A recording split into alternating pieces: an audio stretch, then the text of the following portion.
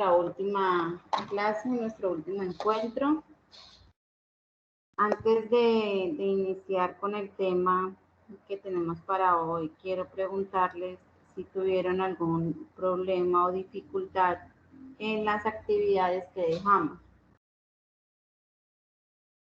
Tanto en lo que hay que presentar para el día de mañana,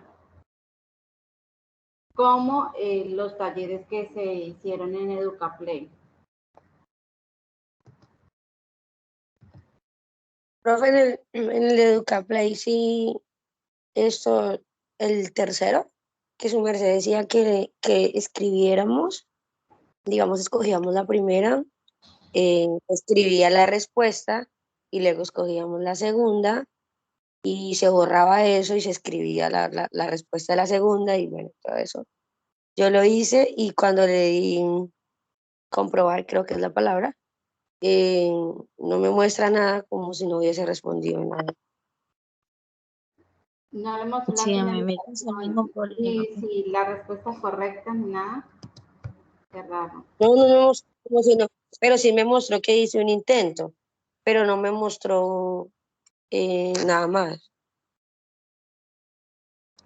¿Ves? Qué raro. ¿Será porque debíamos hacer los dos intentos? Como es que le puse dos intentos a cada taller. Qué raro. No, la verdad, de ese sí, profe, yo soy sincera, solamente hice un solo intento porque se borró y ya, seguro es que lo estoy haciendo mal. Y le escribí a su merced y pues esperando la respuesta. Y le dije, seguro es que lo estoy haciendo mal, entonces voy a esperar a ver ella que me dice si es que lo estoy haciendo mal y no toca borrarlo, aunque su merced nos había explicado que se borraba. Sí, Y se yo así borra para lo poder. hice. Y no. Ahorita lo revisamos. Y respecto a lo otro, ¿no tuvieron ningún inconveniente? Profe, No, yo la señora. verdad no he hecho del problema porque es que estaba en otro curso y entonces no había tenido tiempo. Entonces hoy, si Dios quiere, me pongo a hacerlo. Por eso no lo he entregado. En cuanto También me... al EducaPlay, hablemos de EducaPlay, es que necesito que esté clarito los temas que ya hemos visto y por eso eran esos talleres educativos en EducaPlay. ¿Quiénes ya lo realizaron y quién no? Yo también lo realicé, profe, y me pasó exactamente lo que Caro. O sea, se desaparecía lo que uno y no, o sea, uno no sabía si estaba bien o no. Simplemente decía, A mí me pasó lo mismo. Yo tuve el mismo inconveniente solamente con la tercera, porque voy allá, pongo la respuesta, pero entonces, o sea, se queda, le doy comprobar y se queda la palabra ahí como, no me da, dice correcto, ni se aparece nada. Solamente corre el tiempo y ya. Bueno, ahorita yo reviso eso a ver dónde está el problema, pero con los demás bien. Entendimos el Sí, señora. ejercicio, cómo nos fue. Chau. Ok. ¿Les pareció difícil? ¿Si recogió los temas que hemos visto o no? Sí, señora, sí, claro, sí recorre los temas vistos en clase, claro. Listo. Lo importante es que hayan quedado claritos para poder continuar con el tema porque lo que continúa pues es algo complementario a lo que ya vimos. Entonces, vamos a visualizar un videito de los sistemas de protección de derechos humanos. Para hoy tenemos ese tema y finalizamos con el Sistema Interamericano de Derechos Humanos, que es el sistema de protección por excelencia en el ámbito regional. Empezamos por lo universal, por lo más grande, y terminamos por la parte interna, que es nuestro Sistema Interamericano de Derechos Humanos. Visualicemos el videito para poder entender y tener un abrebocas de la materia. Ya les comparto mi pantalla.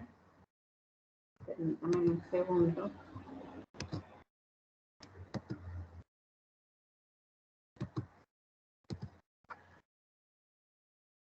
Allí ya la están visualizando, ¿cierto?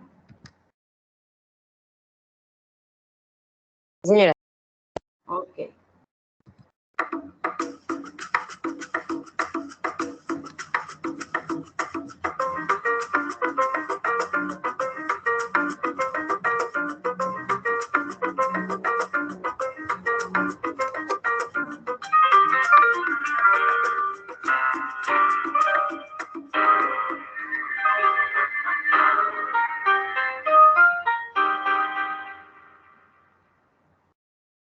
¿Qué son los derechos humanos? De acuerdo a la Declaración Universal de los Derechos Humanos, en su artículo primero, todos los seres humanos nacen libres e iguales en dignidad y derechos.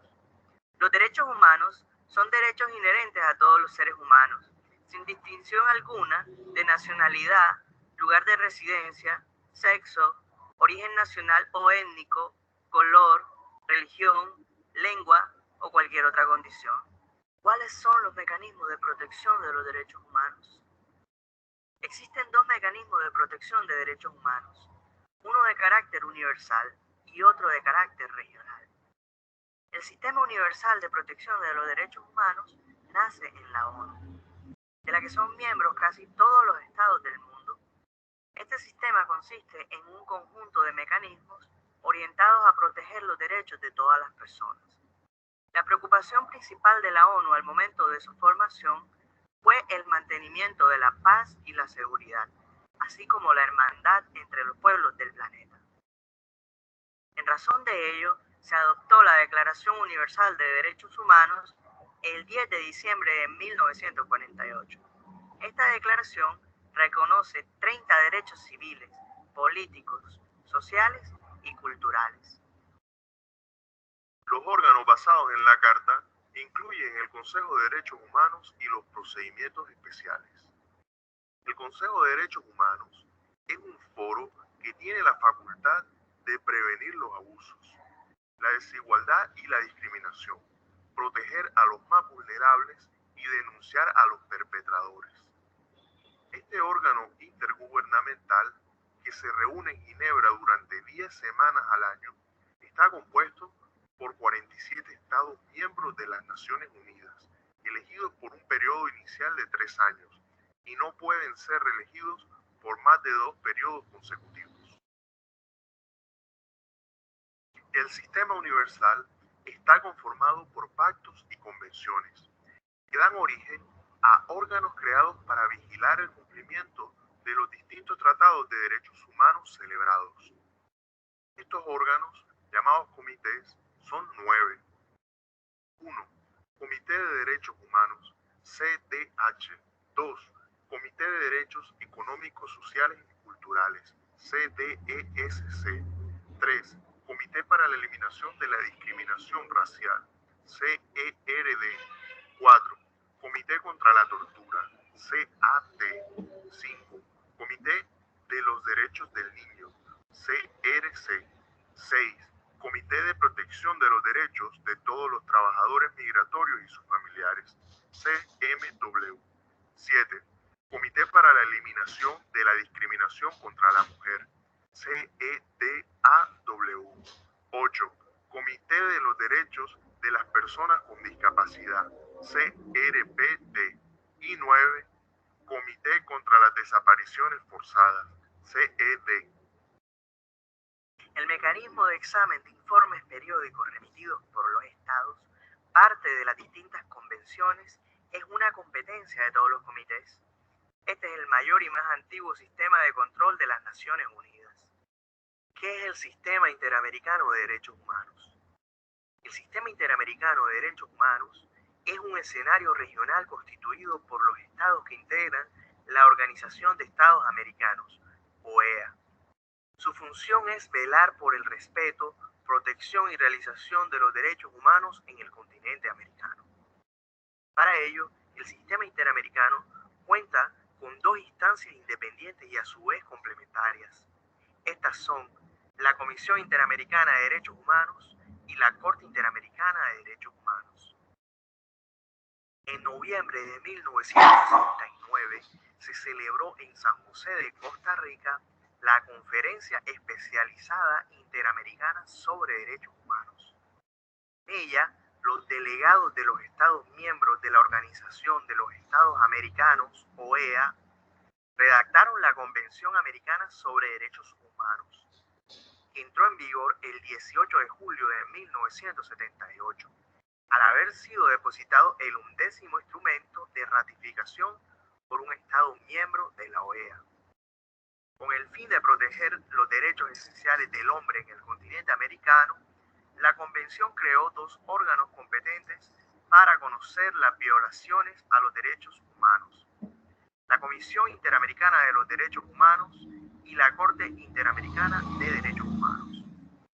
La CIDH es un órgano principal y autónomo de la Organización de los Estados Americanos, OEA, encargado de la protección y promoción de los derechos humanos en el continente americano. Está integrada por 7 miembros independientes que se desempeñan en forma personal y tiene su sede en Washington, D.C. Fue creada por la OEA en 1959. La CIDH realiza su trabajo en 3 ejes: el sistema de petición individual, el monitoreo de la situación de los derechos humanos en Estados miembros, la atención a líneas telemáticas prioritarias.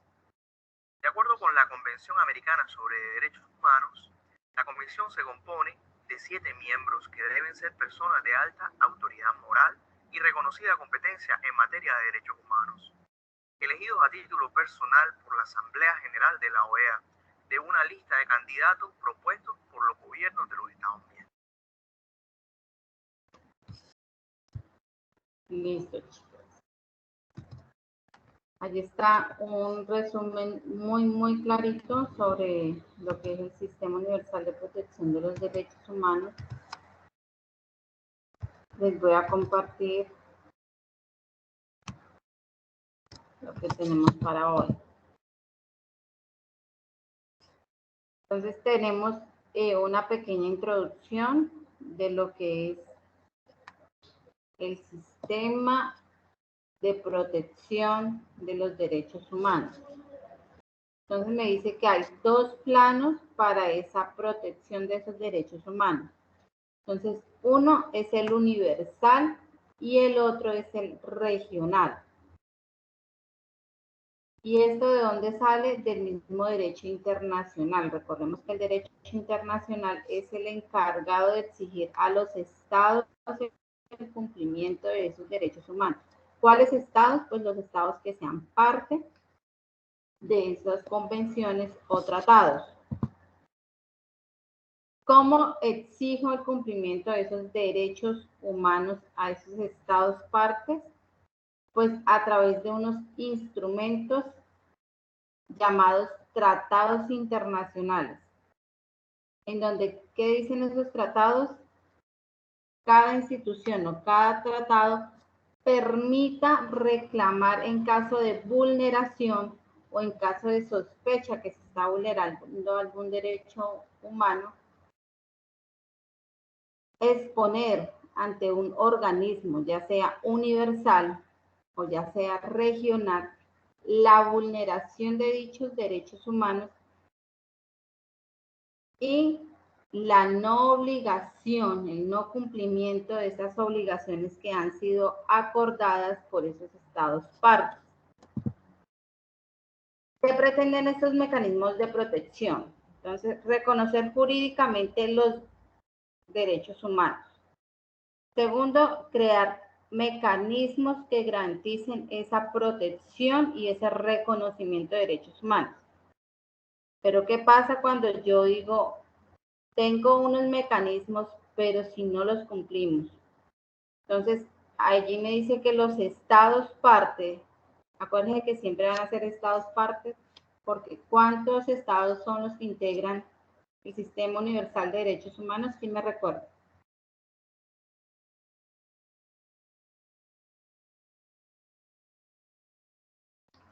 ¿Quién recuerda cuántos estados partes son los integrantes de ese Sistema Universal de Derechos Humanos?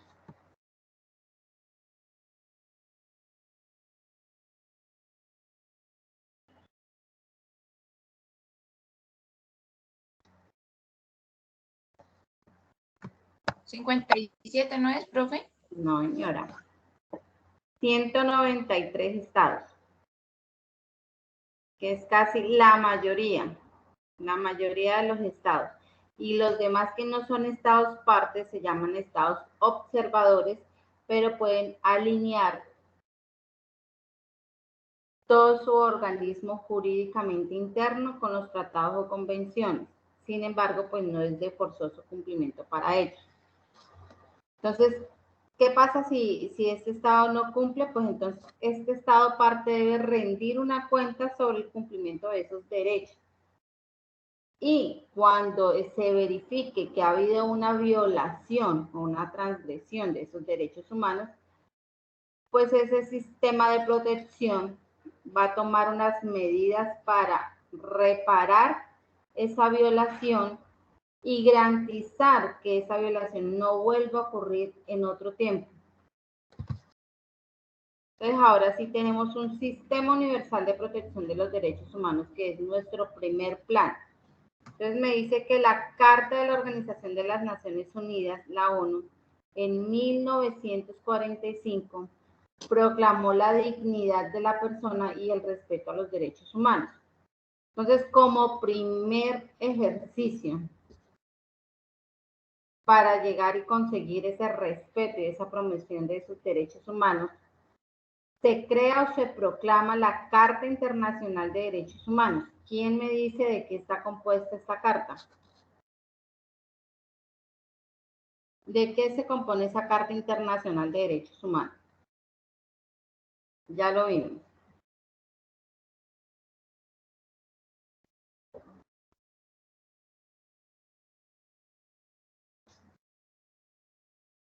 Eran tres cositas.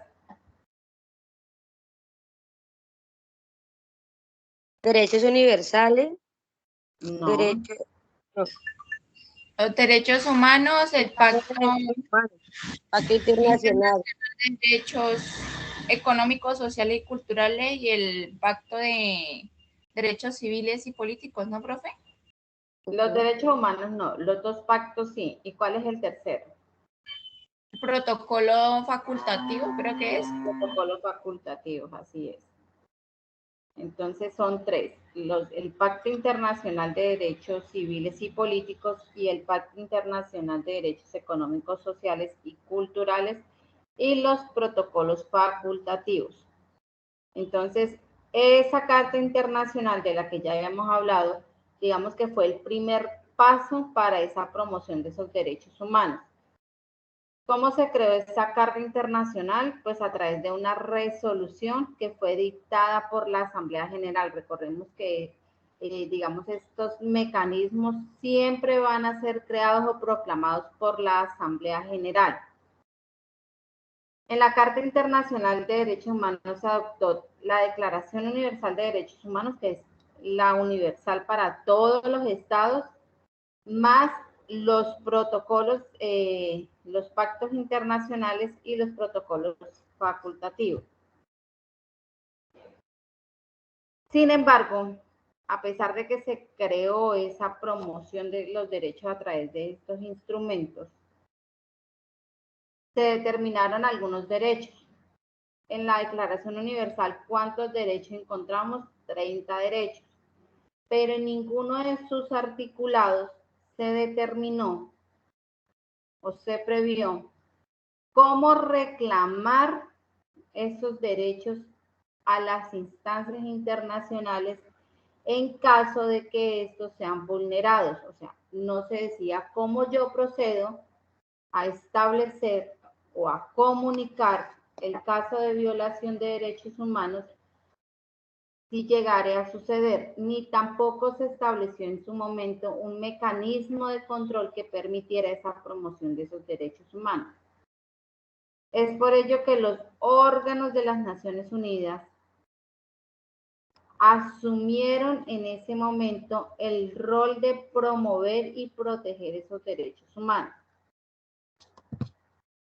Entonces tenemos que nace la ONU, la Organización de las Naciones Unidas, que viene a ser parte integrante de ese sistema universal de protección de los derechos humanos. ¿Por qué viene a ser parte integrante? porque como no se había creado un mecanismo de control, entonces él dijo, yo como máximo representante de los derechos humanos, de la protección y la promoción de esos derechos humanos, pues entonces ahora mis órganos, los que integran, son los que van a tomar ese control y a cada uno le voy a asignar unas funciones determinadas para que en caso de eventuales violaciones o transgresiones de esos derechos humanos, pues ellos puedan actuar de forma deliberada. Entonces, ¿qué me dice? Que ese sistema universal nace propiamente en el seno de la ONU, de la que son miembros casi todos los estados del mundo, porque de 197 estados, 193 son miembros de ese sistema universal de protección de derechos humanos. ¿En qué consiste entonces ese sistema? Entonces, son mecanismos orientados a proteger los derechos de todas las personas sin exclusión ni discriminación de ningún tipo. Entonces vamos a volver a retomar lo que ya hemos visto. Tenemos como primer órgano de protección de esos derechos humanos la Asamblea General. Entonces, ¿cómo yo, ONU, me compongo y cómo esos órganos van a actuar en determinados casos de violación y cuáles van a ser las funciones propiamente que se les ha asignado a cada órgano? Entonces, mi primer órgano por excelencia, que lo tenemos aquí arribita, es la Asamblea General, la cual está integrada por 193 estados miembros de la ONU. Es el principal órgano deliberativo de formulación de políticas y representativo de las Naciones Unidas. Allí se debaten todas las propuestas que conciernen a tratados internacionales y que crean nuevas obligaciones para esos estados partes. Mi segundo órgano es el Consejo de Derechos Humanos. Recordemos que el Consejo de Derechos Humanos hasta el 2006 se llamaba Comisión de Derechos Humanos. Entonces ya dejó de llamarse comisión para llamarse Consejo de Derechos Humanos. Este es un órgano intergubernamental de las Naciones Unidas encargado de fortalecer la promoción y protección de los derechos humanos.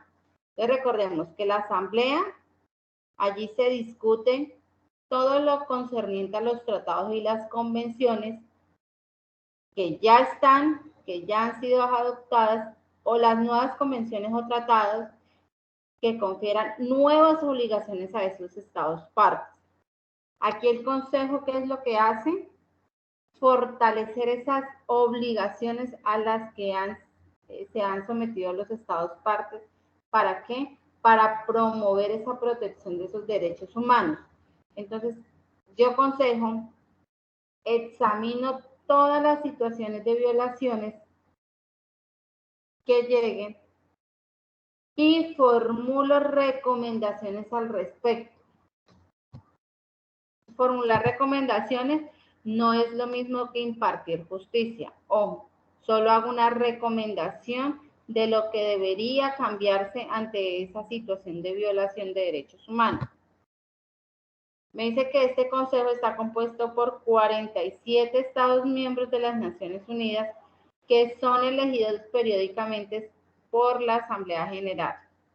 Los estados que no son partes son considerados estados observadores y no poseen la facultad de voto. Es decir, que esos 193 estados que hacen parte de la ONU, solo 47 estados son miembros de este consejo y ellos simplemente son espectadores. Quienes toman la decisión van a ser esos 47 estados que sí hacen parte del consejo.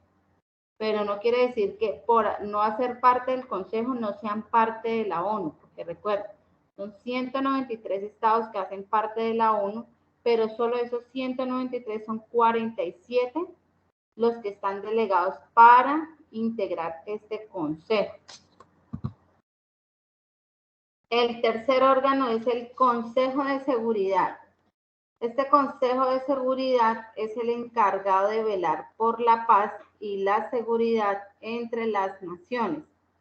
Está conformado por 15 Estados miembros, los cuales son 5 permanentes y 10 que son electos cada 2 años. Esta presidencia del órgano rota mensualmente. Aquí, todas las decisiones que se tomen dentro de este Consejo de Seguridad deben hacerse por mayoría, requiriéndose al menos 9 votos a favor para su aprobación. Sin embargo, cuando un miembro permanente vote en contra de una de las resoluciones que se estén debatiendo en su momento, solo con ello basta para que esta resolución no sea aprobada. ¿Y quién le da esa facultad? Pues porque los miembros permanentes tienen la facultad del veto. ¿Y el veto qué es? Precisamente eso. Yo decir, no estoy de acuerdo, y con sola mi manifestación de no estar de acuerdo, esa resolución no será aceptada y no necesitamos de ningún quórum, señora. Disculpe, pero para, digamos, decir eso que no está de acuerdo, debe sustentarlo, ¿no? Debe, o sea, decir el por qué con una argumentación coherente, ¿sí? O puede simplemente claro. decir, no estoy de acuerdo. Claro, tiene que sustentar porque es que se supone que si usted vota, usted sustenta su voto. Pero independientemente de las razones que tenga para decir no, ya con eso basta para llegar y que no se apruebe esa resolución. O sea, independientemente de que a mí me parezca o no me parezca las razones que está dando ese miembro permanente, con la sola expresión de la voluntad de él estar rechazando eso, ya no se necesita llegar a una votación, a un quórum de 9 para que se apruebe. Ya con eso dice, no, queda aprobada la resolución, que ese digamos que es el plus adicional que se le da a esos miembros permanentes, lo que no pasa con los electos cada 2 años, que ellos sí tienen que llegar y someterse pues a la votación para llegar a la aprobación o no de esa resolución. O sea, digamos que independientemente de las razones si son de peso o no, con el solo hecho de decir no, hasta allí va la resolución.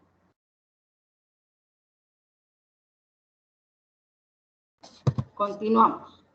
El Consejo de Administración Fiduciaria. Este órgano supervisa el régimen internacional de administración tributaria. Estaba conformado, ¿por qué decimos que estaba? Porque en la actualidad este consejo ya no opera. No es que haya desaparecido o haya sido eliminado, pues digamos, de la estructura de la ONU, sino que como ya no hay situaciones particulares para que él entre a ejercer sus funciones, hablamos de que está allí quietico, mientras que una situación que le competa a él, pues vuelva a aparecer. ¿Por cuántos están conformados? Por 5 miembros permanentes del mismo Consejo de Seguridad. Actualmente dicho consejo se encuentra inactivo, dado que todos los territorios alcanzaron su dependencia. ¿Por qué se creó este Consejo de Administración? Porque los territorios, algunos no eran independientes, entonces se llamaban fideicomisos. Entonces necesitaban de otro para llegar y ejercer sus actividades comerciales, sus actividades políticas, culturales, y se creó esto precisamente para llegar y darles la posibilidad de que esos estados tomaran su independencia. Cuando ya se logra esto, entonces digamos que desaparece esa función de ese consejo y por eso se encuentra inactivo. Ojo, inactivo más no eliminado, porque puede hacer que en un futuro vuelva a aparecer alguna situación que él pueda manejar y vuelve a ejercer sus funciones como las venía ejerciendo. Mi quinto órgano es la Corte Internacional de Justicia. Este es el principal órgano judicial. Aquí ya no hablamos de órganos administrativos, sino judicial. Entonces me dice que tiene dos funciones, una contenciosa y una consultiva. Cuando yo hablo de contenciosa es porque yo voy a inferir en la resolución de ese litigio. Litigios que jurídicos entre los estados partes o por cualquiera de los asuntos previstos en la Carta de las Naciones Unidas o en los tratados y convenciones que estén vigentes. Cuando yo hablo de consulta, voy a opinar sobre una situación, pero no cualquier situación. Esa situación debe ser jurídica. ¿Formuladas por quién? Por la Asamblea, por el Consejo de Seguridad u otro órgano de la ONU con permiso de la Asamblea General. Es decir, aquí en lo que es la contenciosa, yo le doy este control para que usted resuelva esa controversia entre esos estados partes. Y aquí la consultiva es cuando los mismos órganos, digamos, tienen una consulta por realizar y él emite un concepto, pero esa consulta que yo realice siempre debe estar aprobada por mi órgano principal. Recordemos que ¿cuál era el órgano principal? La Asamblea General. Siempre debemos tener permiso de esa asamblea para yo realizar una consulta. Mi sexto órgano es el Consejo Económico y Social. Es el órgano que lidera los asuntos económicos y sociales de la ONU. ¿Qué es lo que hace este órgano? Iniciar estudios y emitir informes sobre asuntos internacionales de carácter económico, sociales, culturales, educativos o sanitarios. También puede dirigir recomendaciones a la Asamblea, a los mismos miembros de la ONU y a sus demás órganos sobre dichos asuntos. ¿Sobre qué asuntos? Pues sobre asuntos de carácter netamente económico, social, cultural, educativo, sanitario. Está integrado por 54 miembros, elegidos ¿por quién? Por la Asamblea General. Y cada uno, o sea, cada miembro va a tener derecho a un voto. Y mi séptimo órgano es la Secretaría. La Secretaría es mi órgano administrativo de la ONU. ¿Qué es lo que hace esta Secretaría? Auxilia a los demás órganos de la ONU. ¿En qué? En la administración de esos programas que tenga cada uno y esas políticas de cada órgano. También administro aquellas operaciones para mantener la paz. Entonces, yo, Secretaría, voy a mediar esas controversias que susciten dentro del plano internacional.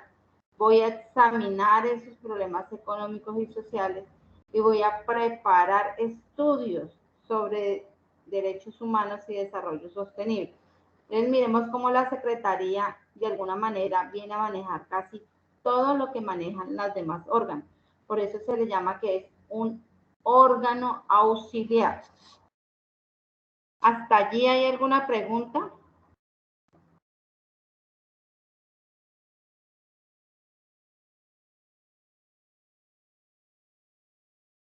Estos órganos estaban creo que en alguno de los jueguitos, si no estoy mal. Ya esto lo habíamos visto, sino que necesitamos volver a retomarlo porque estamos hablando de ese sistema universal.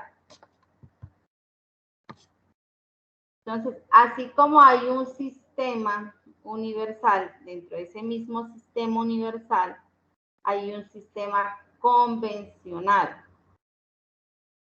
Entonces, cuando yo hablo de convención, estoy hablando de esos que se encuentran conformados por acuerdos de voluntades de las partes, en donde yo, Estado, me obligo con otro Estado y realizo a través de un escrito una convención.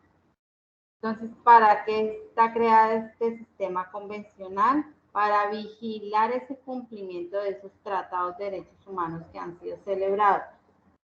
Los órganos son llamados comité. En ese sistema convencional, mis órganos se llaman comité. Ya no los llamo Asamblea General ni Consejo, sino comité. Y son 9. Cada órgano está compuesto por 18 expertos, todos independientes de sus funciones. Entonces tenemos la convención y el órgano que me rige esa convención. Entonces, cuando yo hablo de convención, me refiero a aquellos pactos o a aquellas convenciones. Mi Pacto Internacional de Derechos Civiles y Políticos tiene el órgano por excelencia, que es el Comité de Derechos Humanos.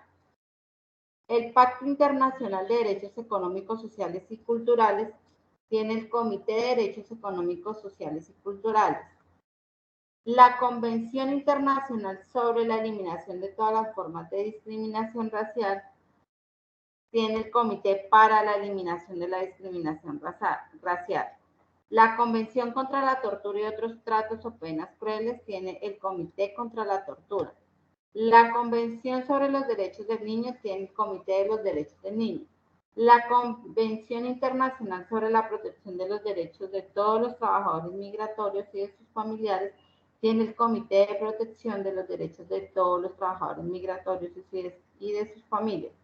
La Convención sobre la Eliminación de todas las formas de discriminación contra la mujer tiene el Comité para la Eliminación de la Discriminación contra la Mujer. La Convención sobre los Derechos de las Personas con Discapacidad tiene el Comité de los Derechos de las Personas con Discapacidad. Y la Convención Internacional para la Protección de todas las personas contra las desapariciones forzadas tiene el Comité contra las Desapariciones Forzadas. Entonces, ese es mi sistema convencional. Ahora sí vamos para aquellos mecanismos de control creados en ese sistema convencional. Ojo, no en el sistema universal, sino en el sistema convencional de las Naciones Unidas. Entonces me dice que hay 2 mecanismos de control. Uno que es no contencioso y el otro que es contencioso. Dentro de los no contenciosos encontramos el envío de informes periódicos a los comités, la adopción de observaciones generales por los comités y las investigaciones de oficio a estados en caso de violaciones masivas y sistemáticas. Cuando yo hablo de ya un control contencioso, entonces me voy a hablar casi de una demanda. Entonces es la presentación de una queja individual o la presentación de comunicaciones interestatales. Vamos a hablar primero de los mecanismos de control no convencionales. Perdón, convencionales pero que no son contenciosos. ¿Qué permite estos mecanismos? Permiten monitorear la situación de los derechos humanos sin establecer la responsabilidad de los estados. Precisamente por eso se llaman no contenciosos, porque ellos no tienen esa función o ese deber de decir quién es responsable en la situación de vulneración o amenaza de esos derechos humanos, sino que cómo se maneja ese control. Entonces, primero, a través de un sistema de informes. Entonces, ¿qué es este sistema de informes? Es solo un sistema preventivo a largo plazo. ¿Y qué se espera de ese sistema preventivo? Que mediante un análisis de la situación que me están presentando a mí a través de ese informe, yo pueda evitar futuras violaciones. No quiere decir que con el informe, ¡pum!, yo sancioné. No, porque él no tiene la facultad sancionatoria, porque no opera de esa manera, sino que solo conoce, escucha, da recomendaciones para evitar que se vuelva a cometer ese tipo de violación a los derechos humanos. ¿Cómo es el procedimiento de ese sistema de informes? Entonces, yo he estado parte de esos convenios. ¿Cuáles convenios? Los 9 convenios que acabamos de ver. Envío un informe periódico a esos comités. ¿Qué voy a señalar? Entonces, las medidas que yo, como Estado, he tomado, tanto administrativa, legislativa y judicial, para llegar y reprimir esa situación de vulnerabilidad. ¿Y qué progreso yo he encontrado con esas recomendaciones que yo como Estado parte he hecho dentro de esa situación de vulneración? Es decir, yo a Estado le voy a presentar, le voy a decir, miren, yo la verdad ante esta situación he tratado de hacer esto de manera administrativa. Esto, implementé una ley para esto y judicialmente pues ya hay un primer caso de condena o de retribución y de no repetición. Y esto es lo que me ha funcionado y esto es lo que no me ha funcionado dentro de la jurisdicción de cada Estado parte. Luego ese comité examina cada informe que le ha presentado ese Estado parte y le viene a decir, venga para acá. Vamos a mirar y a identificar cuáles fueron los logros que usted alcanzó con esa serie de recomendaciones que usted realizó dentro de su jurisdicción y cuáles fueron esas fallas, porque puede decir, no, a mí no me funcionó, la verdad es que siguen presentando las mismas situaciones de vulneración. Entonces le van a decir, vamos a examinar cuál fue la falencia que usted tuvo, tanto legislativa, judicial o administrativa, para llegar y hacer efectiva esa protección de esos derechos humanos, que dentro de su territorio pues no se cometan más actos de vulneración. Después de haber dialogado con cada Estado parte, yo como comité voy a emitir una observación final. ¿Qué es una observación final? Entonces es la misma recomendación que yo le voy a dar a ese Estado para que adopte medidas concretas.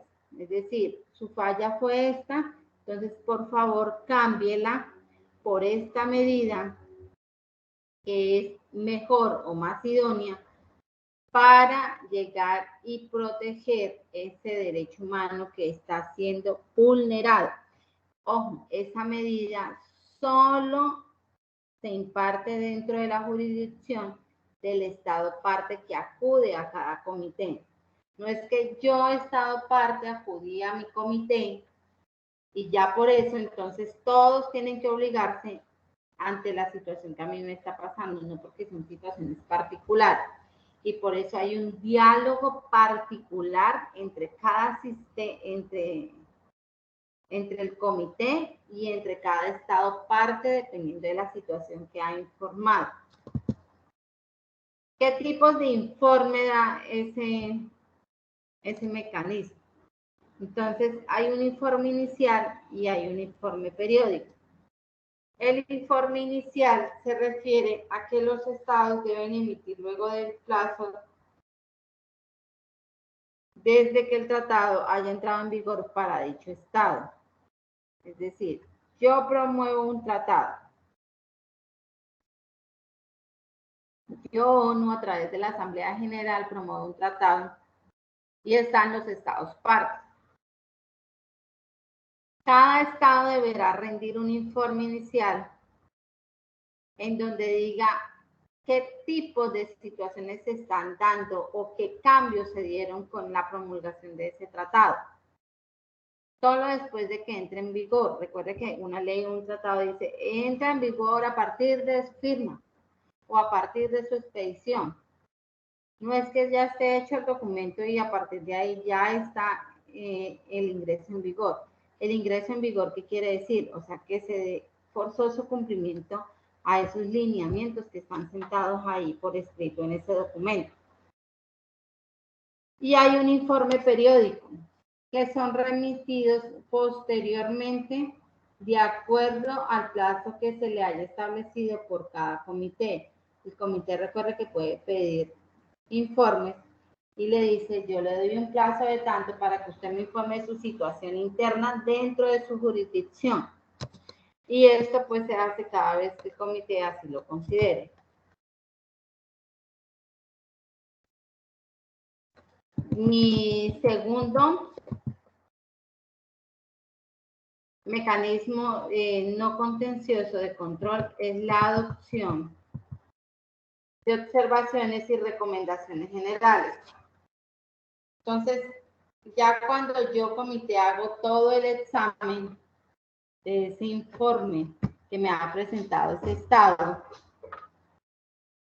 voy a adoptar unas observaciones y unas recomendaciones de manera muy general que interpreten esas disposiciones de esos pactos y aclaren el alcance de las obligaciones, porque hay muchos estados partes que no conocen siquiera qué es lo que dice cada pacto o cada convención a la que ellos mismos se han obligado. Y esta, entonces, ¿qué le va a decir? Yo le voy a decir, ¿qué es lo que dice ese comité? Y fuera de eso le voy a decir, ¿qué alcance usted hasta dónde puede llegar? ¿O hasta dónde tiene que cumplir en virtud de esa convención o de ese pacto? Varios ejemplos se han dado a través que han hecho recomendaciones.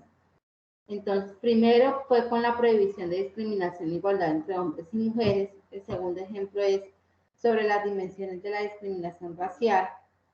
Y el tercero es relacionado con los derechos del niño. O sea, todos estos ejemplos se han dado después de que el comité ha realizado una minuciosa o un minucioso examen de esas observaciones y ha delegado unas recomendaciones generales para esos estados partes.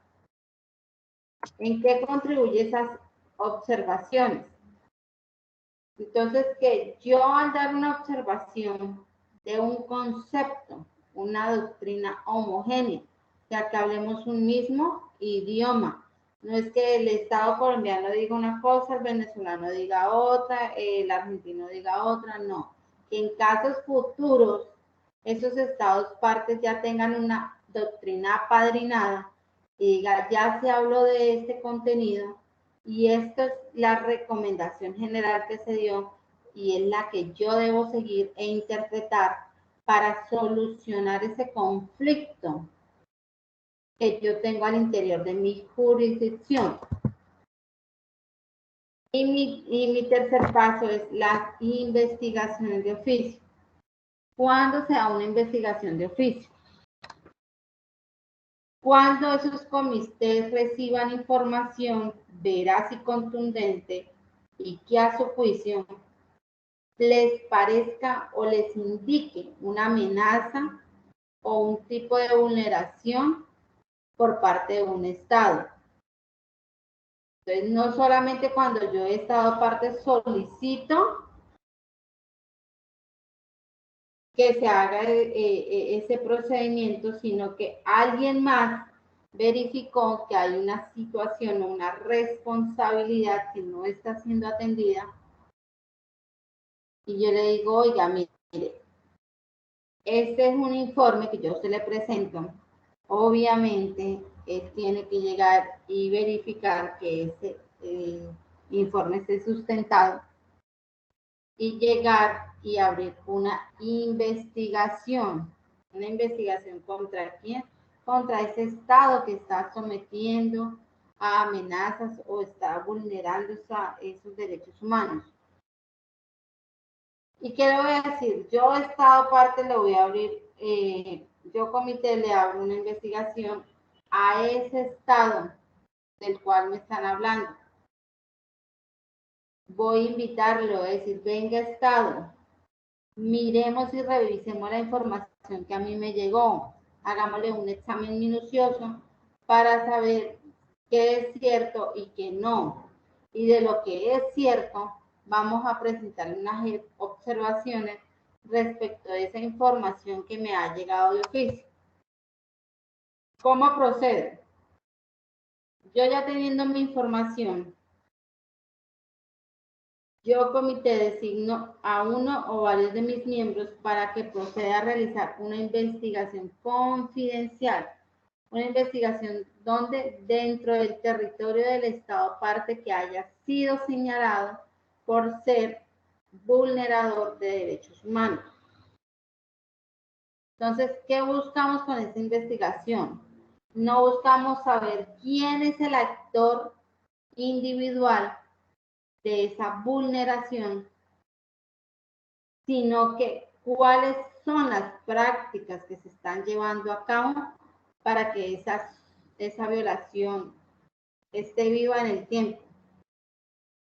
Y si yo encuentro que esa violación está viva en el tiempo, pues formular unas recomendaciones a ese Estado infractor, por así decirlo.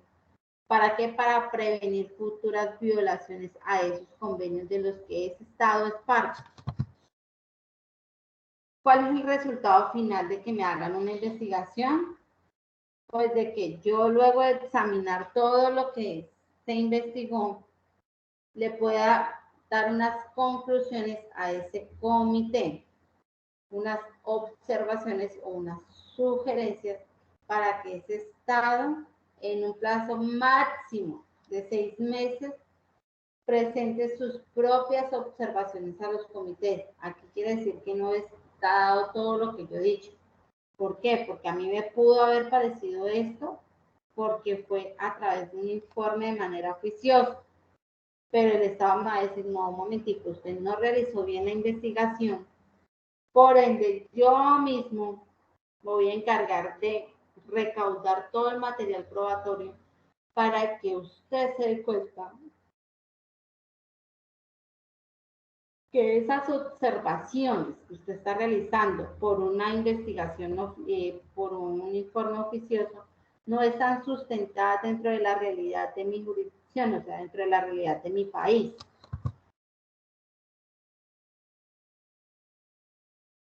Tenemos unas aclaraciones finales en cuanto a los mecanismos de control no contencioso. Estos mecanismos de control, los cuales son 3, todos son de carácter confidencial. La investigación de oficio solo se inicia si el comité recibe una fuente fiable, confiable, que indique que se está ejerciendo, se está dando una práctica de manera sistemática. No es que se dio la práctica hoy y entonces yo por eso voy a condenar al Estado, no. Sistemática quiere decir que se repita en el tiempo y si hay una práctica que está así, siendo repetida en el tiempo, pues obviamente hay un hecho latente de vulneración que no se va a terminar si alguien no interfiere en esa situación. Y la investigación de oficio se realizará con estrecha colaboración de ese Estado en cuestión. ¿Cuál es el Estado en cuestión? Pues el Estado que ha sido denunciado, por así decirlo.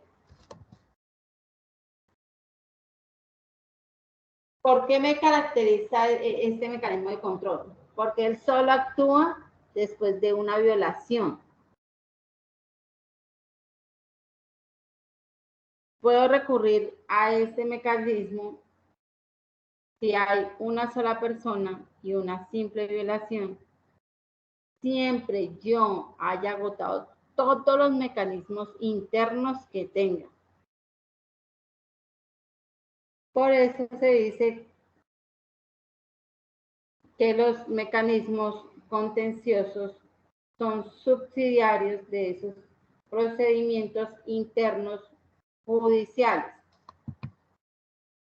¿Cuál es la finalidad de esos mecanismos que son contenciosos? Que el comité, cada comité de las 9 convenciones, recordemos que tenemos 9 convenciones, es decir, que tenemos 9 comités, se pronuncie si ha habido o no una violación a esos derechos humanos consagrados en cada uno de los convenios, quedando el Estado obligado adoptar medidas de reparación de este tipo de violaciones que se están presentando dentro de su jurisdicción.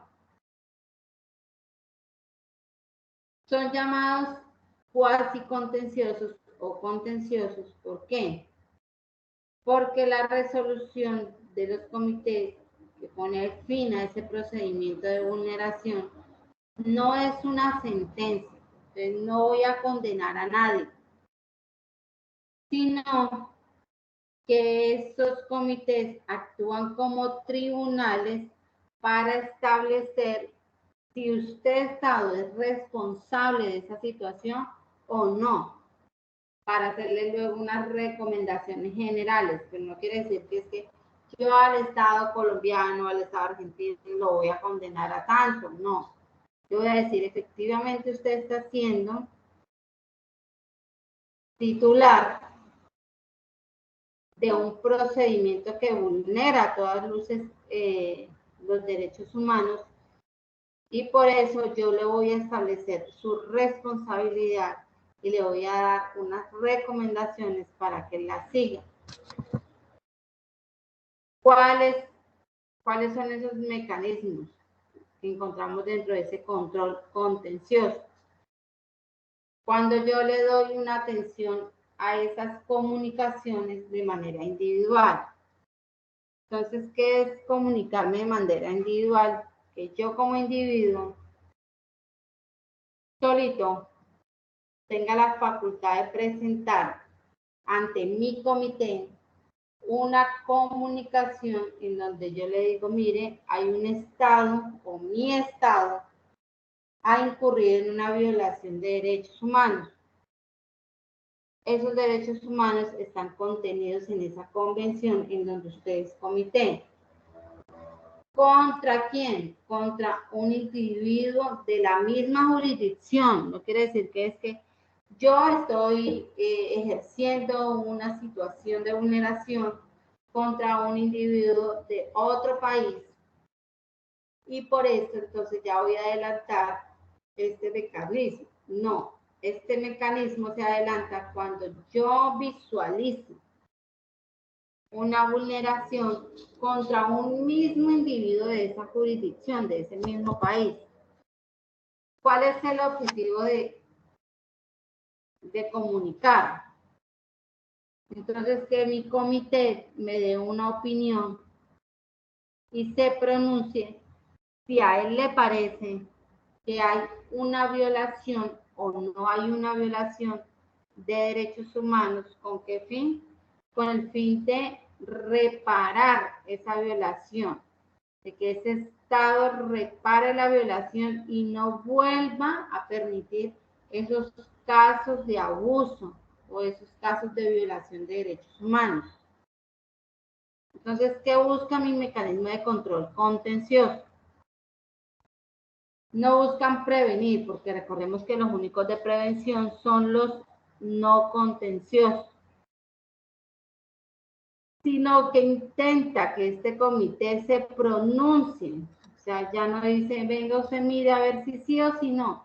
No, usted ya examina y tiene la información en sus manos, entonces ahora pronúnciese de una vez sobre el caso, si hay o no hay violación, y si usted considera que hay una violación, pues de una vez establezca una condena, pero no digamos una condena de prisión, cosas así. No establezca qué tipo de indemnizaciones usted le va a dar a ese sujeto o a esa víctima. ¿Cuáles son los requisitos para la admisión de una demanda o de una comunicación? Entonces tenemos 4 competencias dentro de esos requisitos. Cuando yo hablo de una competencia material, quiere decir que esa comunicación que yo realice debe ser compatible con las disposiciones que contenga el convenio. Es decir, que los derechos que yo alegue están siendo violados deben estar expresamente contenidos en esa convención, perdón. ¿Por qué? Porque yo no puedo exagerar O puedo decir, no, es que a mí me pareció por allá que estaban violando ese derecho. O me pareció que por allá otro estado hablaba de otro derecho, entonces yo llegué y dije que era ese derecho que estaba violando. No, tiene que hablarse sobre la convención. Si yo estoy hablando sobre una convención sobre los derechos del niño y le digo yo, Comité de Derechos del Niño, usted resuelva o dirima este conflicto, yo tengo que buscar que ese derecho que se le está haciendo vulnerado a ese menor esté ahí dentro de esa convención, porque que no puedo llegar y hablar de otra convención. Ejemplo, decir, no, es que el niño ha sido sometido a tratos crueles, inhumanos, porque ya estaría hablando de otro tipo de convención y en este caso, pues la facultad de la competencia de este comité, pues se perdería, estaría nula, porque si yo voy a hablar de tortura y eso, pues para eso hay otra convención. En cuanto a la competencia personal, cuando yo denuncio que hay una situación de vulneración, yo denunciante debo ser directamente la víctima o el representante de esa víctima. El representante quiere decir una tercera persona que presente esa denuncia cuando esa víctima no puede hacerlo. ¿Y cómo voy a decir cómo una víctima no va a poder presentar una denuncia? Efectivamente. ¿Por qué? Porque está privada de la libertad, o porque es un menor de edad, o porque es un demente o un incapacitado, o porque yo no me siento en las condiciones para acudir a este tipo de mecanismos. Entonces yo nombro un representante para que sea esa persona quien denuncie ese tipo de acoso o de vulneración de mis derechos humanos. Hay una competencia de lugar. El lugar quiere decir que el denunciante debe ser una persona bajo la misma jurisdicción. No es que entonces el caso de vulneración se presentó acá en Colombia y yo tengo a mi papá venezolano y le digo, venga papá, que a mí me dio como mucha pereza hacer esa denuncia. Venga usted, mira a ver, y la presenta allá en Venezuela. A usted le queda más fácil. No, si yo voy a presentar una denuncia de ese tipo, tengo que hacerla en el mismo lugar donde se está cometiendo el hecho de vulneración. Y la competencia temporal quiere decir que esa violación debe haberse producido luego de que el convenio entrara en vigor. Yo no puedo decir que hubo violación cuando ese convenio ni siquiera entró a operar.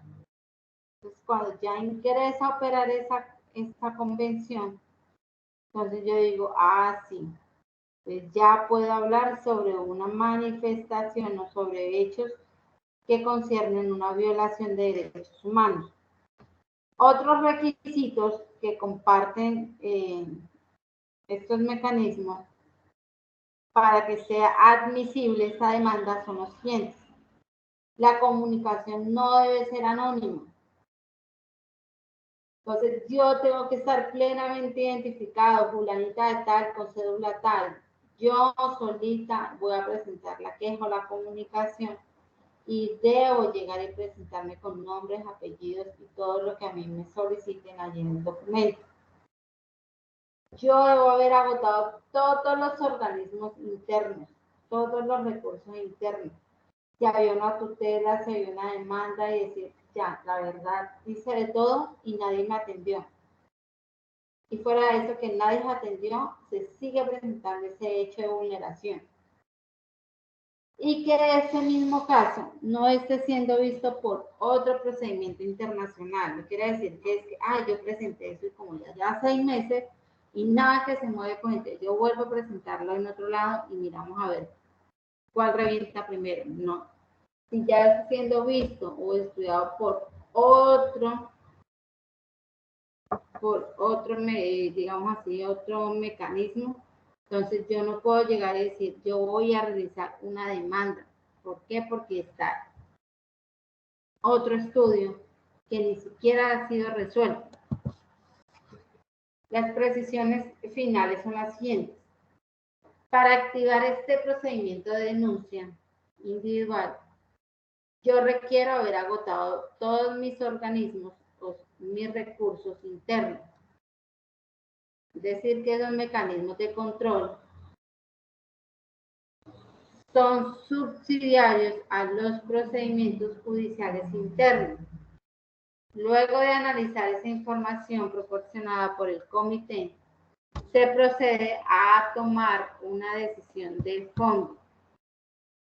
En caso que considere el comité ha habido una violación de esos derechos humanos, el Estado parte es requerido, ¿por quién? Por ese comité, a repararla, a remediarla y que no se vuelva a presentar en el tiempo.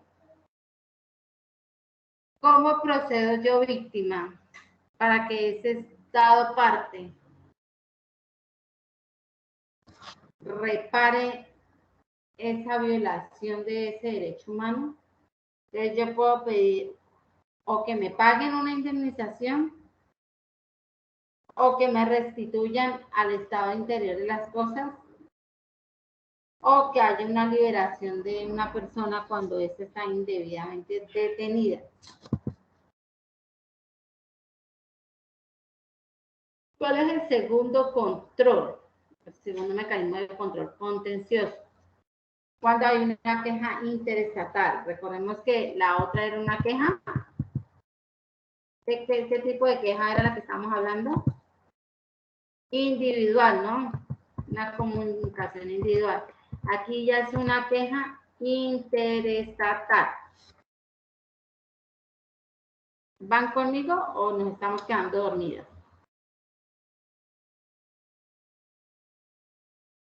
Queríamos hacer una pausa activa, profe. ¿Sí? Sí, porque nos falta, aunque deberíamos terminar aquí y hacer el jueguito que habla sobre esos mecanismos. Permítame, yo termino este pedacito rapidito y ya. Es que el tema es bastante extenso.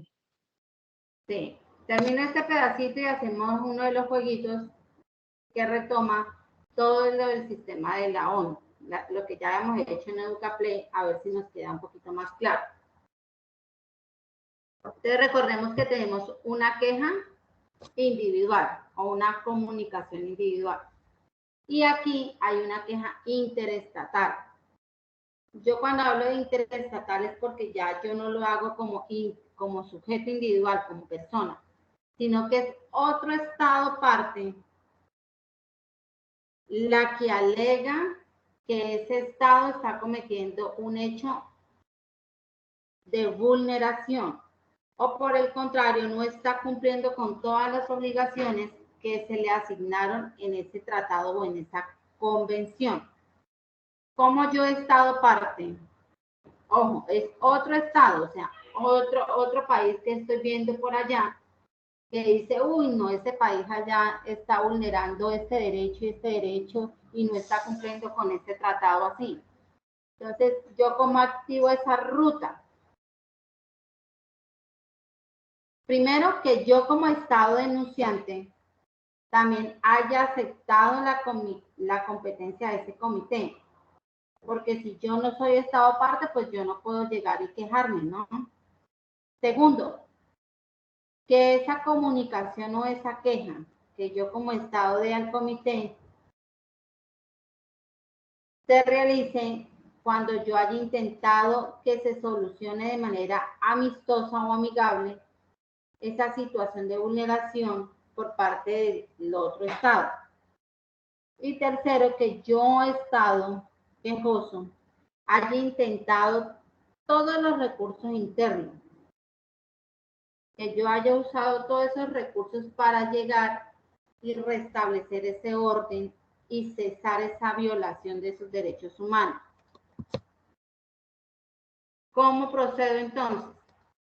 Cuando a mí me llega entonces la quejita interestatal, el presidente del comité nombra una comisión especial de conciliación, la cual va a estar integrada por 5 personas que pueden o no ser miembros de ese comité. Esos miembros de esa comisión estarán designados con el consentimiento pleno de las partes de la controversia y pondrán a disposición de los estados interesados las buenas prácticas, los buenos oficios que ellos saben hacer, con el fin de que de llegar a una solución amistosa en ese asunto. Luego esa comisión especial de conciliación examina detenidamente el asunto, prepara y presenta un informe ante el comité, en donde diga, mira, a mí me parece que pasó esto, esto, esto y esto, de cada hecho de la queja que ya ha presentado el Estado parte. Ese comité lo que hace es decir, mire, la comisión especial encontró esto, Estado parte, y esto, Estado parte, porque recuerde que deben haber dos Estados parte.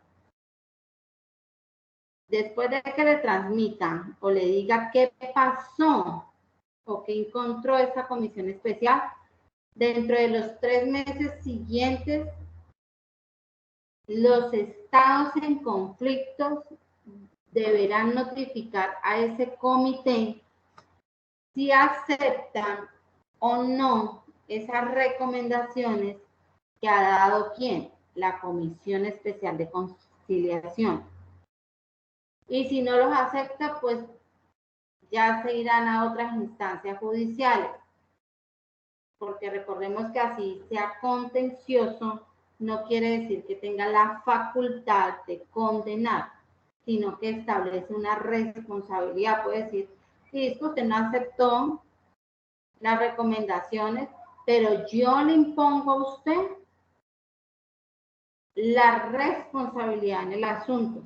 Es decir, que en caso que se vuelva a presentar este mismo hecho de vulneración, pues ya se tomarán acciones pertinentes y judiciales para el caso.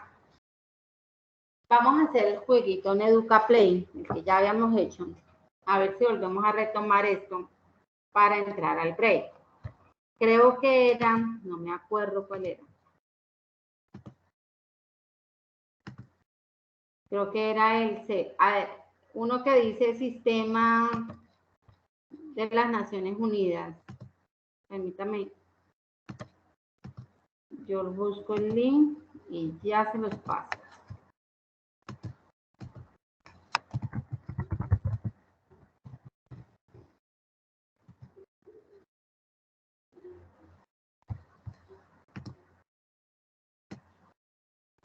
La tercera, profe.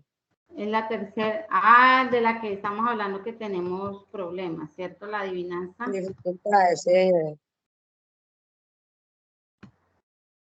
Permítame en un segundo, yo la hago, a ver si a mí me aparece lo mismo que ustedes o de una vez me aparece. Ok, profe.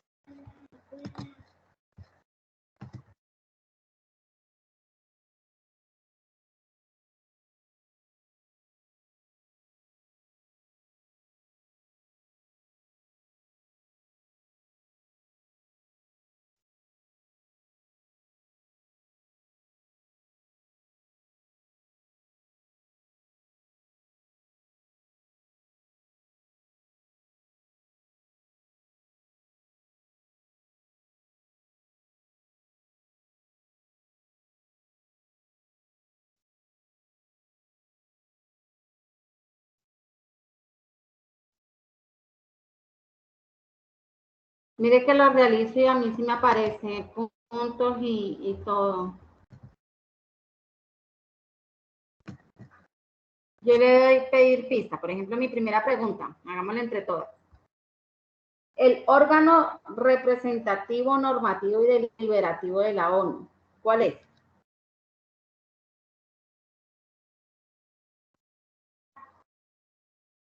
Repite la pregunta, profe. ¿Cuál es el órgano representativo, normativo y deliberativo de la ONU? La Asamblea General, profe. La Asamblea General, que es mi máximo exponente, ¿no? La Asamblea General. Continuemos. ¿Cuál es el Profe, ¿está órgano? proyectando pantalla? No, no estoy presentando pantalla.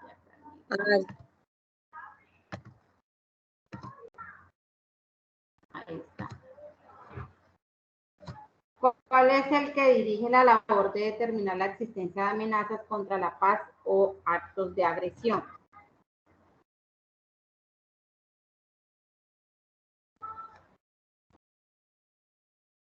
En esas diapositivas, de hecho, mire, yo les había enviado, creo que unas diapositivas en donde dice exactamente lo mismo. Una cosita que es esta. Entonces ya hemos visto eso.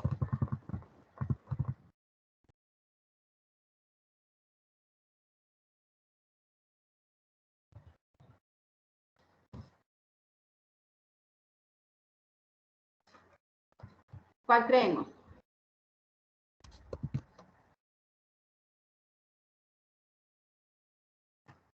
Acá, ¿cuál es el órgano que dirige la labor de determinar la existencia de amenaza contra Es el Consejo de Seguridad.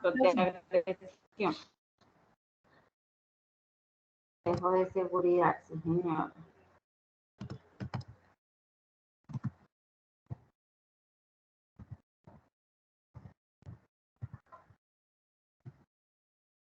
La tercera, encargado de tratar los asuntos económicos, sociales y medioambientales. ¿Cuál era ese órgano?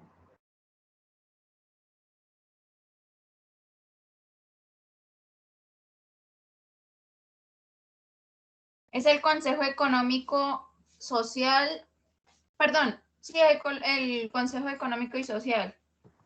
Exactamente, mi tercero, ¿no? Consejo Económico y Social.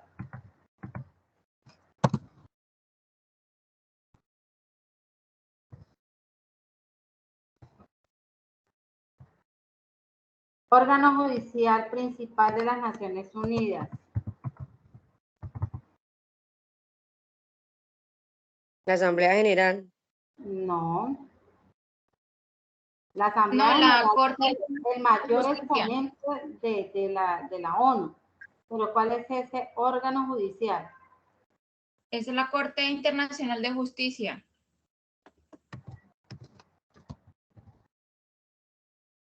Exactamente, Corte Internacional de Justicia.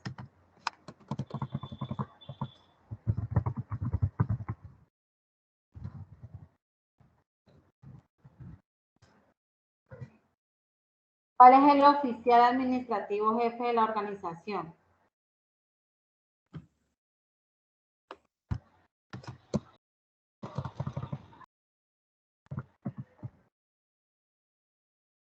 ¿Cuál era? El Consejo de la Administración Fiduciaria. No, el oficial administrativo. Ah, perdón, entonces la Secretaría. La Secretaría, exactamente.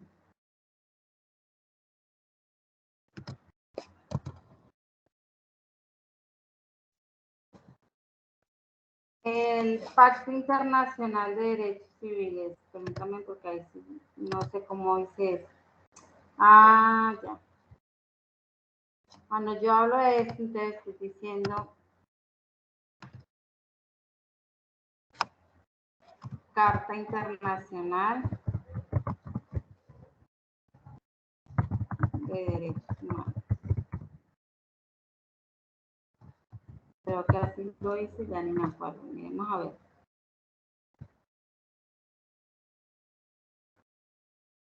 Aquí, por ejemplo, estuve mal.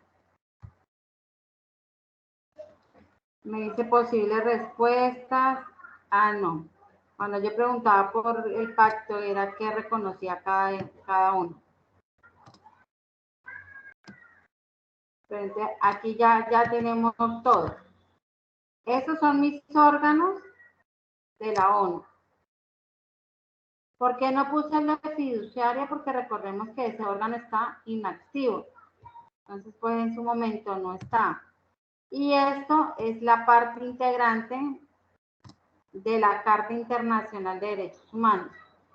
Entonces, mi pacto internacional de derechos civiles y políticos, mi pacto internacional de derechos económicos, sociales y culturales, y los protocolos, que los protocolos no son otra cosa que es el mecanismo que permite a las personas acceder a una instancia internacional para conseguir la defensa de esos derechos humanos. Y listo. Ahí, por ejemplo, como yo le di antes de tiempo, o sea, no respondí las otras dos, me dice que yo no he superado esta actividad y tengo 0 puntos. Pero yo le puedo volver a dar a jugar y así voy aprendiendo un poquito más. Listo, chiquitas. Vamos a hacer un break para que lleguen y... Ah, pero mire, a Dayana, por ejemplo, tiene 100 puntos. Dayana lo hizo en su totalidad. Profe, yo solo le di la primera, o sea, ella me botaba la primera pregunta, la primera adivinanza, y yo la contesté y le di comprobar y pues no me dio más, o sea, no me salieron las otras, y porque no me aparecían. Le tomó como 100 puntos. Sí, profe, es que yo solo le di la de la Asamblea General, la primera pista, porque ya la segunda, o sea, no sabía cómo pasar a la otra pregunta, entonces yo por eso le di comprobar y no me aparecía ninguna otra, entonces no sabía si estaba bien o mal, solo me apareció eso, entonces yo por eso fue que lo hice así. Hola, tan raro esta cosita, no, ahora que hago así. Profe, en cambio a mí no me aparecieron ni siquiera las preguntas, nada. No, porque yo le doy comenzar y a mí me empieza a pedir así. Y uno escribe, vamos a ver cómo lo hizo Dayana, ¿verdad? A mí me muestra 100 puntos, de pronto lo está tomando mal el... Ah, ya.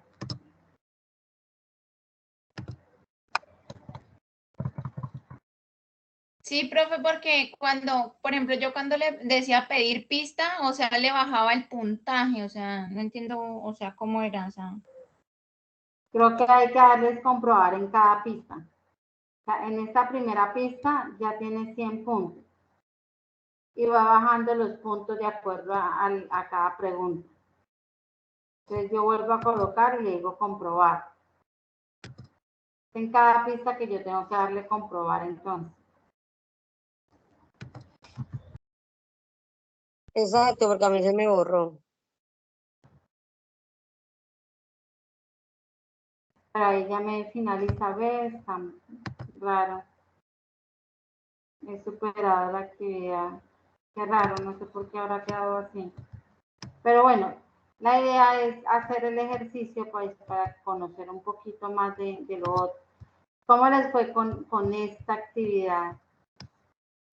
Con esta. A mí me gustó, fue la del sapito, pero hay una pregunta que solo, o sea, no le aparece en sí la pregunta, profe, sino que le aparecen es A, B, C, y usted tiene que escoger ahí cualquiera al azar, y digamos, si está de suerte y coge la correcta, pasa, o si no, se cae, y uno como que, ay, ¿por qué le aparece A, B, C? A mí, por ejemplo, me parecía una pregunta que aparecía, o sea, sin pregunta, solo que con A, B, C, y tenía que uno adivinar a cuál saltar.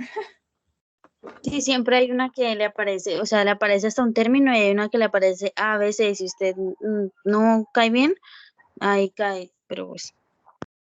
Sí, porque aquí es escoger una. ¿Cuál es?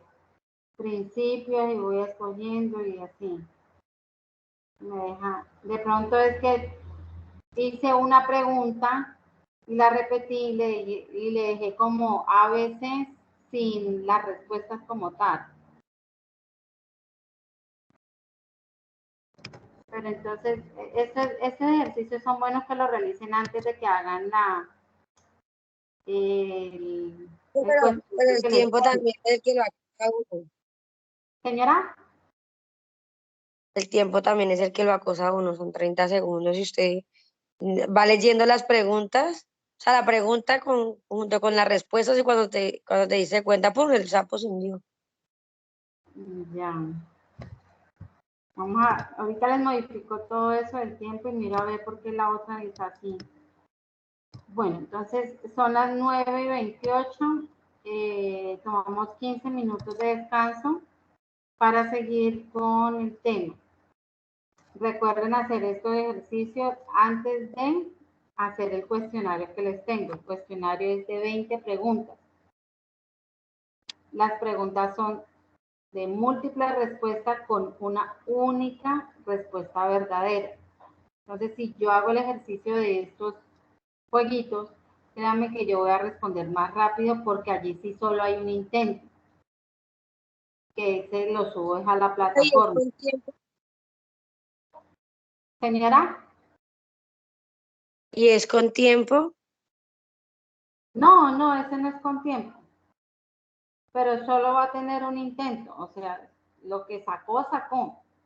Por eso es bueno hacer estos jueguitos porque va algo parecido a eso. O sea, se va a preguntar los mismos temas más lo que estamos viendo el día de hoy. No, eso sí no van con tiempo, pero solo un intento. O sea, si usted sacó 5, 4, 3, 2, 1,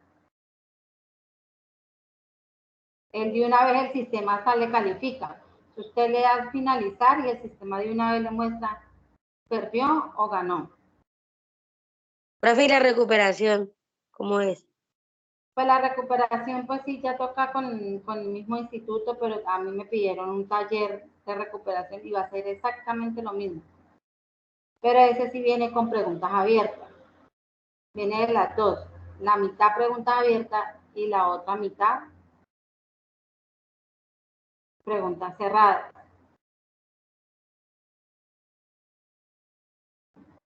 Entonces, mire que si ustedes hacen estos jueguitos y se leen las diapositivas, porque todo lo van a encontrar en las diapositivas. Ese también es una ayuda que ustedes van a tener, ¿no?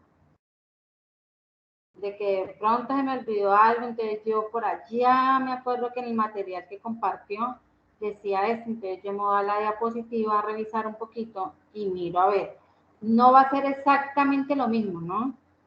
Van a ser con otras palabras o con otro sentido o digamos un caso particular para que ustedes encuentren.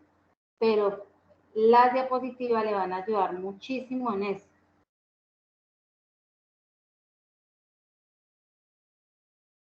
¿Listo? Entonces nos vemos a las 9:45 para continuar con el tema, ¿vale? Okay. Vamos a hacer lo mismo, me voy a salir de la llamada y nos volvemos a conectar por el mismo enlace, por favor. Bueno, sí, señora. Vale. Nos vemos ahora.